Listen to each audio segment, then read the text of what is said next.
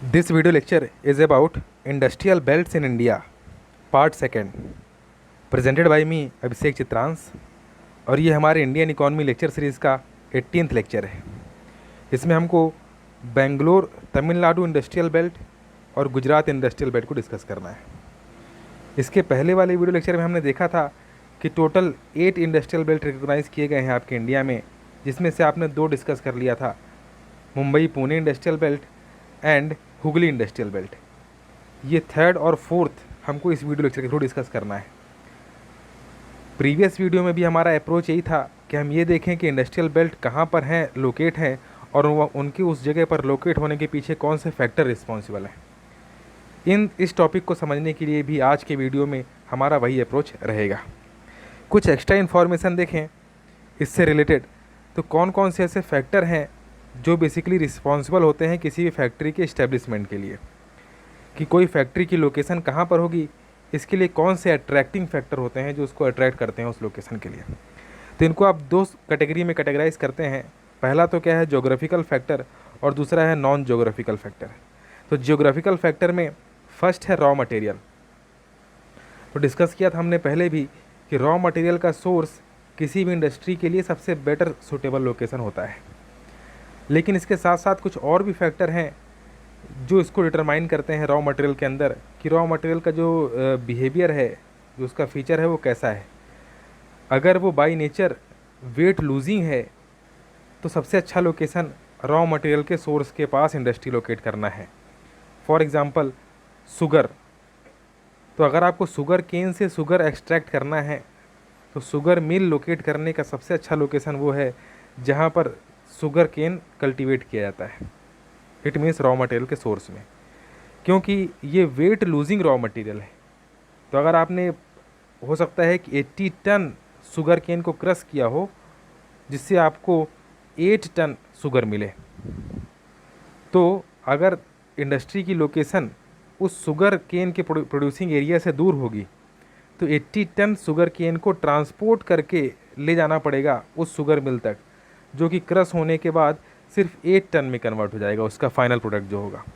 वहीं अगर sugar mill को उसी जगह पर लगा दिया जाए जहाँ पर शुगर केन का कल्टीवेशन हो रहा है, तो उस 80 टन शुगर केन को जब कन्वर्ट कर देंगे 8 टन शुगर में, तो अब ट्रांसपोर्टेशन सिर्फ और सिर्फ 8 टन शुगर का करना पड़ेगा एक लोकेशन से दूसरे लोकेशन पर, ना कि 80 टन शुगर केन का। इससे ट्रांसपोर्टेशन कॉस्ट, या जिसको आप कहते हैं फ्रेट चार्जेस, किराया भाड़ा, वो बच जाएगा। अगर रॉ मटेरियल वेट गेनिंग है, वो वेट गेन करता है प्रोडक्शन के बाद, तो सबसे अच्छा लोकेशन मार्केट के पास है, क्योंकि कम वेट पे आपने उसको ट्रांसपोर्ट करा करके अपने पास तक ला लिया इंडस्ट्री तक। अब आपको उसको कन्वर्ट करना है फाइनल गुड्स में जो अधिक वेट का होगा, और उसको वहीं के वहीं मार्केट में आपको सेल कर देना है। और तीसरा रॉ मटेरियल का टाइप होता है जहाँ पर किसी एक कंपोनेंट को बनाने में वेराइटी ऑफ इनपुट्स आपको लग रहे होते हैं। तो किसी एक पर्टिकुलर रॉ मटेरियल का वेटेज इतना अधिक नहीं होता जिसके बेसिस पे आप डिसाइड कर सके उस इंडस्ट्री की लोकेशन। जैसे कि घड़ी बनाने का कारखाना, वॉच बनाने का कारखाना। अगर वॉच बनाना है तो उसमें ऐसे ऐसे इनपुट लगाए जा रहे हैं जिसमें से कोई एक बेसिक रॉ मटेरियल नहीं है जिसके बेसिस पे आप डिसाइड करें कि इसका लोकेशन कहाँ पर होना चाहिए। इस तरीके की इंडस्ट्रीज़ कहीं पर भी इस्टेब्लिश की जा सकती हैं, इसीलिए आप इन इंडस्ट्रीज़ को फुट लूज इंडस्ट्रीज़ भी कहते हैं, फुट लूज इंडस्ट्रीज़। सेकेंड क्या है, पावर, इम्पॉर्टेंट फैक्टर है। तो जो भी इंडस्ट्रीज़ हैं मॉडर्न इंडस्ट्रीज़ हैं, इसलिए उनमें सारे इक्विपमेंट्स कैसे ऑपरेटेड होंगे, मोस्टली वो इलेक्ट्रिसिटी से। और इस पावर के लिए या तो थर्मल पावर प्लांट, या हाइड्रो इलेक्ट्रिसिटी पावर प्लांट, या न्यूक्लियर पावर प्लांट, इस तरीके से किसी न किसी एक पावर प्लांट की रिक्वायरमेंट होगी। अदरवाइज़ उनको डीजल पंप सेट का यूज़ करना पड़ेगा। तो इनमें से जो भी चीज़ अवेलेबल होगी पावर अवेलेबल कराने के लिए, वहाँ पर लोकेट करने का इंडस्ट्री का सबसे अच्छा लोकेशन होगा। थर्ड क्या है, लेबर। हालांकि इसकी दिक्कत पूरे इंडिया में नहीं है, ह्यूमन रिसोर्स अधिक है तो लेबर कम कॉस्ट में मिल जाना, मतलब एबंडेंट लेबर अवेलेबल रहते हैं। फिर रिक्वायरमेंट किस चीज़ की है कि वो लेबर अच्छे ह्यूमन रिसोर्स हैं या नहीं, इट मीन्स वो प्रॉपरली स्किल्ड हैं या नहीं। स्किल्ड लेबर मिलने के चांसेस इंडस्ट्रीज़ के लिए मोस्टली सिटी के लोकेशन पर होती हैं, टाउन एरियाज़ में। इसीलिए जो इंडस्ट्रियल सिटीज़ होती हैं, जब वहाँ पर एक इंडस्ट्री इस्टेब्लिश होना स्टार्ट होती है तो उसके बाद एक के बाद एक इंडस्ट्रीज़ वहीं पर इस्टेब्लिश होती चली जाती हैं, क्योंकि उनको लेबर का जो सोर्स है वो स्किल्ड लेबर का मिल जाता है, जबकि विलेज एरिया में या किसी अदर एरिया में उतने स्किल्ड लेबर मिल पाना पॉसिबल नहीं होता। एक ये भी फैक्टर है। फोर्थ फैक्टर क्या है? ट्रांसपोर्टेशन। तो ट्रांसपोर्टेशन हमने पिछले क्लास में भी डिस्कस किया था कि या तो वाटरवे से होगा या रेलवे से या रोडवे से। इनकी कनेक्टिविटी अगर बेटर है उस लोकेशन पे तो बहुत अच्छा लोकेशन है वो इंडस्ट्री इस्टेब्लिश करने के लिए। और हमने ये भी देखा था कि सबसे सस्ता सोर्स जो है, इट मीन्स एक कुछ कंपेरिजन अगर आप देखें तो अगर 1.75 रुपीज़ की कॉस्ट आती है पर किलोमीटर रोडवे से ट्रेवल करने में, तो सिर्फ 1 रुपीज़ की कॉस्ट आएगी पर किलोमीटर रेलवे से ट्रेवल करने में, और 0.25 रुपीज़ की कॉस्ट आएगी वाटरवे से ट्रेवल करने के लिए पर किलोमीटर। तो सबसे चीप सोर्स ऑफ ट्रांसपोर्टेशन माना जाता है वाटरवे को। तो इस तरीके से ट्रांसपोर्टेशन जहाँ पर जितना बेटर होगा उस जगह पर इंडस्ट्री का लोकेट करने का सबसे अच्छा प्लेस कहलाएगा। ट्रांसपोर्टेशन एक और तरीके से जहाँ पर इम्पोर्ट और एक्सपोर्ट को इंश्योर करना हो, तो अगर पोर्ट एरिया अवेलेबल है उस इंडस्ट्रियल एरिया के आसपास में तो वहाँ पर इंडस्ट्री लोकेट करना अच्छा है, क्योंकि रॉ मटेरियल को इंपोर्ट करना या फिनिश्ड गुड को एक्सपोर्ट करना दोनों ही उस पोर्ट के थ्रू पॉसिबल है, या वेरियस इनपुट को इंपोर्ट कर पाना उस पोर्ट के थ्रू ये भी पॉसिबल है। और अगर ऐसा नहीं है तो उसके सबसे पास के लोकेशन में इंडस्ट्रियल टाउन इस्टेब्लिश होता है, जिसको आप कहते हैं ड्राई पोर्ट। ड्राई पोर्ट का मतलब ऐसा लोकेशन जो इमीडिएटली कनेक्टेड तो नहीं है वाटरवे से या ओशियन से, लेकिन वो सबसे फास्ट रूट प्रोवाइड करता है किसी पोर्ट तक के लिए, जो पोर्ट फर्दर उसको अवेलेबल करवाता है वाटरवे या ओशियानिक एक्सटेंशन से। ट्रांसपोर्टेशन के बाद फिफ्थ है मार्केट, सबसे इम्पॉर्टेंट, क्योंकि जब आप फिनिश्ड गुड को कन्वर्ट करेंगे तो उसका मार्केट उस लोकेशन पे होना चाहिए जहाँ तक वो ईजिली एक्सेस हो सके वो कमोडिटी। मार्केट के बाद नेक्स्ट क्या है? साइट। ये बात करता है उस लोकेशन की कि वो जोग्राफिकली किस तरीके का टोपोग्राफी है।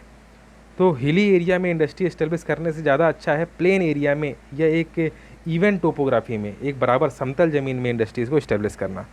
और एट्थ है क्या? क्लाइमेट। तो क्लाइमेटिक कंडीशन जब एक्सट्रीम होगी जिस जगह पर, वहाँ पर इंडस्ट्री इस्टेब्लिश कर पाना एक टफ टास्क है। फॉर एग्ज़ाम्पल अगर आप नॉर्थ वेस्ट इंडिया की बात करें जैसा कि राजस्थान, तो राजस्थान का डिज़र्ट एरिया जो है वो एक्सट्रीम क्लाइमेट देता है। तो दिन के समय बहुत अधिक टेम्परेचर हो सकता है वहाँ पर, रात के समय बहुत कम टेम्परेचर, या आप कह सकते हैं गर्मी के समय समर में बहुत हाई टेम्परेचर तक जाता है उसका रेंज, और विंटर के समय बहुत कम टेम्परेचर तक जाता है। तो ऐसे कंडीशन पे एक एडॉप्टेबल वर्किंग कंडीशन नहीं होगी और वहाँ पर इंडस्ट्री इस्टेब्लिश करना लॉस का फैक्टर है। जबकि जितने कोस्टल एरिया हैं वो एक मॉडरेट क्लाइमेट प्रोवाइड करते हैं। For example Mumbai, for example Goa, Chennai, ये सब ऐसे लोकेशन हैं जहाँ पर आपको एक मॉडरेट टेम्परेचर मिलेगा, ना एक्सट्रीम समर ना एक्सट्रीम विंटर। तो यहाँ पर क्लाइमेट के बेसिस में भी एक वर्कर की एफिशिएंसी बेटर होती है और एक उसको हेल्दी इन्वायरमेंट मिल पाता है वहाँ पर वर्क करने के लिए। ये तो कुछ डिस्कशन है जोग्राफिकल फैक्टर में। अगर आप देखें नॉन जोग्राफिकल फैक्टर में तो उसमें कैपिटल की रिक्वायरमेंट ऑब्वियस है, कैपिटल की रिक्वायरमेंट होगी, क्योंकि देखते ही देखते मॉडर्नाइजेशन के साथ साथ में सारी इंडस्ट्रीज़ कैपिटल इंटेंसिव बनती चली जा रही हैं। हालांकि इंडिया में कैपिटल इंटेंसिव इंडस्ट्री होने के साथ साथ भी वो लेबर इंटेंसिव भी होती हैं, लेकिन कैपिटल इंटेंसिव होना बट ऑब्वियस है मॉडर्नाइजेशन के साथ में। तो कैपिटल की रिक्वायरमेंट जहाँ पर इजीली कैपिटल अवेलेबल हो सकेगा वहाँ पर इंडस्ट्री को लोकेट करना एक अच्छा डिसीजन होता है। गवर्नमेंट पॉलिसीज़, तो गवर्नमेंट अपनी पॉलिसीज़ के थ्रू भी इंडस्ट्रीज़ की लोकेशन सेटअप करती है। फॉर एग्जांपल आपने SEZ के बारे में डिस्कशन देखा है, NIMZ के बारे में डिस्कशन देखा है। ये गवर्नमेंट की पॉलिसीज़ टैक्स रेट को फ्लक्चुएट कर सकती हैं, इंपोर्ट एक्सपोर्ट पे टैरिफ को फ्लक्चुएट कर सकती हैं, और उसके बेसिस में इनका एक इफ़ेक्टिव रोल रहता है इंडस्ट्रीज़ को लोकेट करने में। थर्ड है इंडस्ट्रियल इनर्शिया। इनर्शिया का मतलब हो सकता है कोई ऐसे फैक्टर रिस्पॉन्सिबल रहे हो जोग्राफिकल या नॉन जोग्राफिकल, जिसके कारण कुछ इंडस्ट्रीज़ किसी एक लोकेशन पे इस्टेब्लिश हुई हों, लेकिन धीरे धीरे करते करते वो जो बेनिफिट देख कर के इंडस्ट्रीज़ आई थी वो ख़त्म हो चुके हों, लेकिन उसके बावजूद भी वहाँ पर इंडस्ट्रीज़ का इस्टेब्लिश होना नहीं रुकता, बल्कि फिर भी नई इंडस्ट्रीज़ वहीं पर इस्टेब्लिश होती चली जाती हैं। इसको कहते हैं इनर्शिया ऑफ इंडस्ट्रीज़, कि जहाँ पर एक बार इंडस्ट्रियलाइजेशन हो जाता है वहाँ पर फर्दर इंडस्ट्री इस्टेब्लिश होती चली जाते हैं। फोर्थ है इफ़िशियंट ऑर्गेनाइजेशन। तो जिस जगह पर इफ़िशियंट ऑर्गेनाइजेशन, अच्छा मैनेजरियल इनपुट और बाकी सारी चीज़ें मिल पाएंगी, जो अच्छा ह्यूमन रिसोर्स मैनेज कर सके, लेबर को अटैच करके रख सके, उन सब चीज़ों पर भी बेस करता है कहाँ पर वो इंडस्ट्री के लिए सबसे अच्छा लोकेशन है। Banking facility but obvious investment के लिए रिक्वायरमेंट है, और साथ में रिस्क लेने के लिए इंश्योरेंस। ये सारे फैक्टर जहाँ पर भी अवेलेबल होंगे उस जगह पर इंडस्ट्री लोकेट करने के चांसेस सबसे अधिक होंगे। ये फैक्टर हैं जो रिस्पॉन्सिबल हैं इंडस्ट्रियल लोकेशन के लिए। आगे हमको डिस्कस करना है दो इंडस्ट्रियल बेल्ट में, जिसमें एक इंडस्ट्रियल बेल्ट आपका बेंगलोर तमिलनाडु इंडस्ट्रियल बेल्ट है। अब आप सोच कर देखिए इनमें से कौन कौन से फैक्टर इसमें इस्टेब्लिश हो रहे हैं। पहला तो ये तमिलनाडु और बेंगलोर का लोकेशन एक ब्रिटिशर्स के थ्रू भी प्रेसिडेंसी बनाया गया था मद्रास को, तो पहले से भी डेवलप्ड था एक तरीके से, इन द सेंस कि चूँकि प्रेसिडेंसी थी इसलिए अदर एरिया के कंपेरिजन में ज़्यादा डेवलप्ड था, कहने का मतलब ये। बाकी तो इंडस्ट्रीज़ ब्रिटिशर्स के आने के पहले ज़्यादा अच्छी डेवलप्ड थी इंडिया में, भले ही वो मॉडर्न इंडस्ट्रीज़ नहीं थी, वो एक हैंडलूम इंडस्ट्रीज़ थी, हैंडीक्राफ्ट इंडस्ट्रीज़ थी। उन सबको इंडस्ट्रियल रिवोल्यूशन ने ख़त्म कर दिया, और उसको रिप्लेस करके जो नई इंडस्ट्री इस्टेब्लिश होना था इंडिया में, वो ब्रिटिशर्स के प्रेजेंस के कारण हो नहीं पाया। तो इस सेंटेंस का मेरे कहने का मतलब बिल्कुल भी ये नहीं है कि इस एरिया को डेवलप किया ब्रिटिशर्स ने। कहने का सिर्फ मतलब ये है कि चूँकि ये प्रेसिडेंसी एरिया था इसलिए आसपास के बाकी एरिया के कंपेरिजन में ये अधिक डेवलप्ड था। सेकंड, चेन्नई पोर्ट का होना। चेन्नई पोर्ट इसमें इंपोर्ट एक्सपोर्ट की अच्छी फैसिलिटी प्रोवाइड करता है। नेक्स्ट, यहाँ के क्लाइमेट का मॉडरेट होना, लेबर के अवेलेबिलिटी होना, वो सारे फैक्टर यहाँ पर पॉसिबल थे। इसके साथ साथ में जितना एग्रीकल्चर लैंड नॉर्थ इंडिया में है उतना एग्रीकल्चर लैंड साउथ इंडिया में नहीं है। इट मीन्स कि आप उतने वैरायटी की क्रॉप्स को तमिलनाडु और कर्नाटक के एरिया में कल्टीवेट नहीं करते जितना वैरायटी की क्रॉप को आप नॉर्थ इंडिया में कल्टीवेट करते हैं। तो नॉर्थ इंडिया के किसी लोकेशन पे इंडस्ट्री इस्टेब्लिश करना, इट मीन्स कि वो कंप्रोमाइज़ कर रहा है, आप उस लैंड एरिया में इंडस्ट्री को इस्टेब्लिश कर रहे हैं जिस लैंड एरिया में आप एग्रीकल्चर कर रहे थे। तो इंडस्ट्री इस्टेब्लिश करने के लिए सबसे अच्छा लोकेशन वो होता है जहाँ पर नॉन एग्रीकल्चर लैंड को एक्वायर किया जाए। इससे फार्मर के लाइवलीहुड पर भी कोई इफेक्ट नहीं पड़ता, हमारी फूड सिक्योरिटी पर भी कोई इफेक्ट नहीं पड़ता, और इंडस्ट्री भी इस्टेब्लिश हो जाती है। तो तमिलनाडु बेंगलोर का ये area slowly and study develop होता चला गया, और इंडिपेंडेंस के बाद से एक बूस्ट की तरीके से देखा गया इस एरिया को डेवलप होते हुए। जिस तरीके से आपने बेंगलोर के आसपास सिलिकॉन वैली का डेवलपमेंट, इसके साथ साथ में हिंदुस्तान एरोनॉटिकल्स लिमिटेड, तो आप ये भी समझ सकते हैं कि लैंड बाउंड्री के कंपेरिजन में जो वाटर बाउंड्री होती है उसको हम ज़्यादा सिक्योर मानते हैं। तो साउथ इंडिया जो पेनिनसुलर पार्ट है वो क्योंकि वाटर बाउंड्री से लगता है इसलिए वो ज़्यादा सिक्योर है एज़ कम्पेयर टू अदर। तो जो भी हमारे स्ट्रेटजिक इंस्टॉलमेंट्स होंगे, जो भी हमारे रणनीतिक स्थापनाएं होंगी, वो मोस्टली इसी साउथ इंडिया के लोकेशन में की जाएंगी। तो यही डिस्कस किया गया है इसमें। ये आप देखें तो सबसे नॉर्थ पार्ट में ये बेंगलोर और कर्नाटक के आसपास जो तमिलनाडु में इंडस्ट्रियल डेवलपमेंट का लोकेशन है उसको येलो कलर से रिप्रेजेंट किया गया है। नॉर्थ में देखें तो आपको चेन्नई का लोकेशन दिखाई देगा जो एक पोर्ट की अवेलेबिलिटी प्रोवाइड करता है इंपोर्ट एक्सपोर्ट के लिए। बेंगलोर जहाँ पे हिंदुस्तान एरोनॉटिकल्स लिमिटेड, इसके साथ साथ में आपका डिफेंस से रिलेटेड काफ़ी सारी इंडस्ट्रीज़, और बेंगलोर में सिलिकॉन वैली, ये सब डेवलप हुआ। नीचे आए तो सलेम में आयरन एंड स्टील प्लांट, उसके नीचे तिरुपुर में कॉटन टेक्सटाइल, कोयम्बटूर में कॉटन का प्रोडक्शन, कॉटन टेक्सटाइल। और आपने ये भी देखा है इसके पहले वाले लेक्चर में भी कि कोयम्बटूर को साउथ इंडिया का मैनचेस्टर कहा जाता है या तमिलनाडु का मैनचेस्टर कहा जाता है। तो साउथ इंडिया का मैनचेस्टर कोयम्बटूर क्यों है? क्योंकि मैनचेस्टर हर उस जगह के साथ आप नाम जुड़ते हैं जो कॉटन टेक्सटाइल में सबसे अधिक लीड करता है। तो पूरे वर्ल्ड में कॉटन टेक्सटाइल में लीड करता है मैनचेस्टर, इसलिए आप उसके, जो इंग्लैंड में है, इसलिए आप उसके नाम पर किसी एक प्लेस को इंडिकेट करते हैं जिससे आप ये शो कर सकें कि वो भी कॉटन टेक्सटाइल में अच्छा परफॉर्म करता है।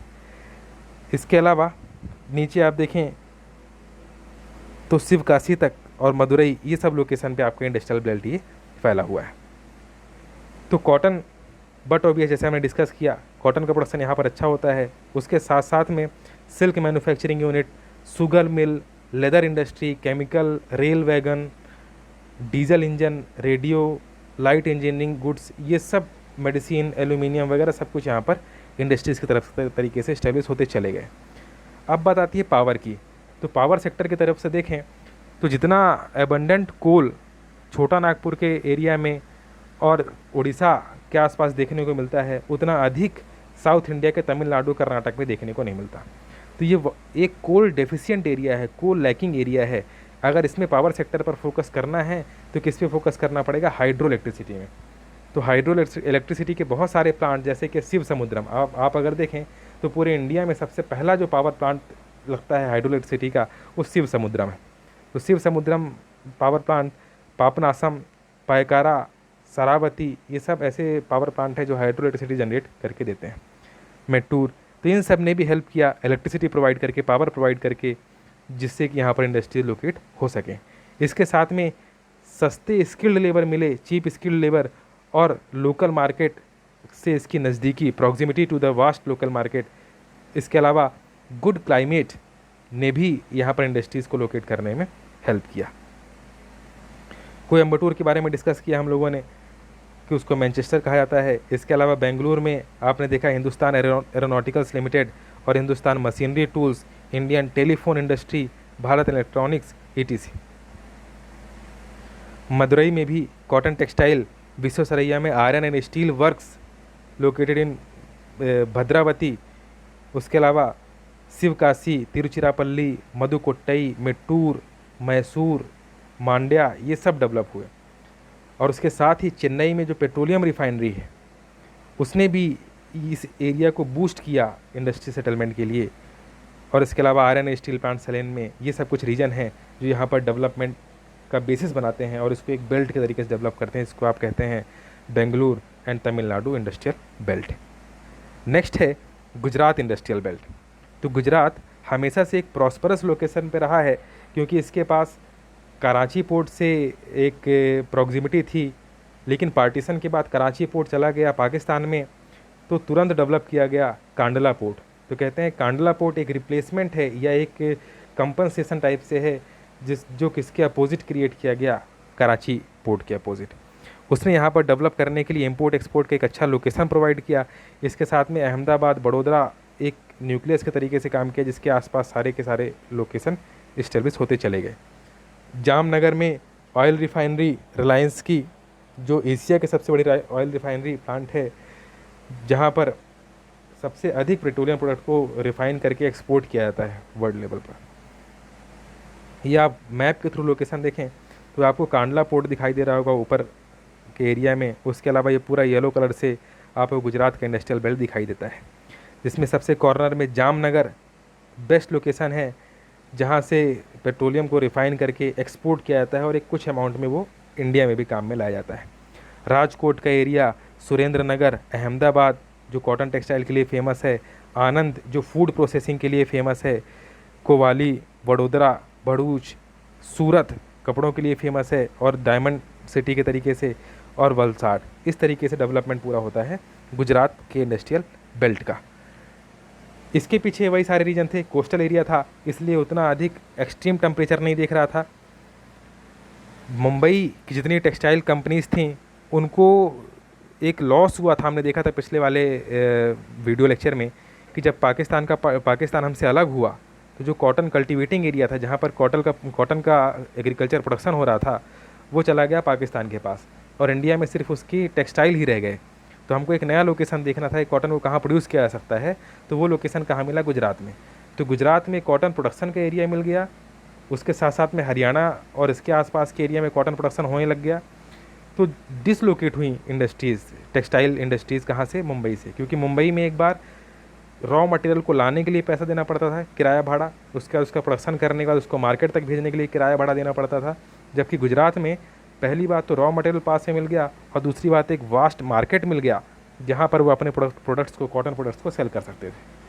तो इसलिए गुजरात टेक्सटाइल के तरीके से काफ़ी डेवलप होता चला गया। तो इस तरीके से आपने इसको डिस्कस किया। गुजरात के कॉटन टेक्सटाइल को डेवलप होने के पीछे गल्फ़ ऑफ खंभात के एरिया में पेट्रोलियम का पाया जाना, अंकलेश्वर और इन सब के रीजन में, उसके साथ साथ में अंकलेश्वर, बड़ोदरा और जामनगर में पेट्रोकेमिकल की इंडस्ट्रीज़ का इस्टेब्लिशमेंट होना, पेट्रोलियम रिफाइनरीज़ कोयाली और जामनगर में, ये सब कुछ ऐसे फैक्टर्स हैं जो अट्रैक्शन पॉइंट के तरीके से काम करते हैं इंडस्ट्रीज़ को यहाँ पर इस्टेब्लिश होने देने के लिए। कांडा पोर्ट हमने डिस्कस कर ही लिया जो इंपोर्ट एक्सपोर्ट के लिए सपोर्ट करता है। तो ना सिर्फ टेक्सटाइल, इसके साथ साथ में chemicals, dice, pesticides, engineering, diesel engines, textile machineries, pharmaceuticals, dairy products, food processing, जैसा हमने अभी आनंद के बारे में डिस्कस किया, ये सब कुछ एक मेन इंडस्ट्रियल एक्टिविटीज़ है जो यहाँ पर परफॉर्म की जाती हैं। इंडस्ट्रियल लोकेशन की बात करें तो हमने मैप के थ्रू डिस्कस कर ही लिया। अहमदाबाद, बड़ोदरा, भरूच, कोयाली, आनंद, खेड़ा, ये सब हैं जो इंडस्ट्रियली काफ़ी रिनाउंस हुए। इस तरीके से आपका ये दो इंडस्ट्रियल बेल्ट और डिस्कस किया गया इस वीडियो लेक्चर में। बहुत ही यूज़फुल इन्फॉर्मेशन है, आप इसको नोट्स भी प्रिपेयर करें और आंसर राइटिंग की प्रैक्टिस भी करें। काम की इन्फॉर्मेशन है। जो बचे हुए 4 इंडस्ट्रियल बेल्ट्स हैं वो हम लोग नेक्स्ट किसी वीडियो लेक्चर में डिस्कस कर रहे होंगे। तब तक के लिए थैंक यू वेरी मच।